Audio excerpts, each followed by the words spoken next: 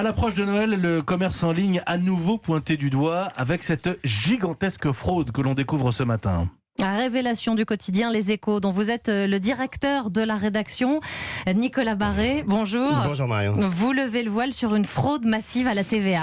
Oui, l'enquête que nous révélons ce matin provient de l'Inspection Générale des Finances et sa conclusion est absolument édifiante. 98% des vendeurs, je dis bien 98%, enregistrés sur les places de marché de sites comme Amazon ou Cdiscount ne sont pas immatriculés à la TVA en France. Sur près de 25 000 vendeurs contrôlés par Bercy et enregistrés sur ces sites marchands, seuls 538 étaient en règle. Beaucoup de ces vendeurs, il faut le dire, sont basés en Chine. Ils ne déclarent donc aucune TVA.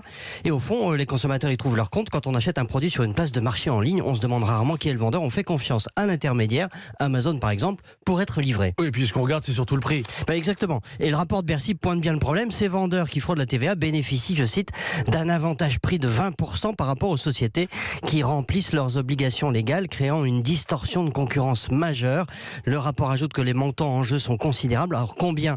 Le fisc ne donne pas d'estimation, mais enfin quand on sait que le marché français de l'e-commerce frôle les 100 milliards d'euros, on imagine l'ampleur de la fraude. J'ajoute qu'il y a plus de 100 000 vendeurs en ligne enregistrés sur ces plateformes en France. Beaucoup sont donc basés à l'étranger. Ils ne déclarent rien. Il est temps de faire un grand ménage, car en attendant, ce sont les commerçants honnêtes et les contribuables qui sont lésés et lourdement. Nicolas Barré, directeur de la rédaction des Échos.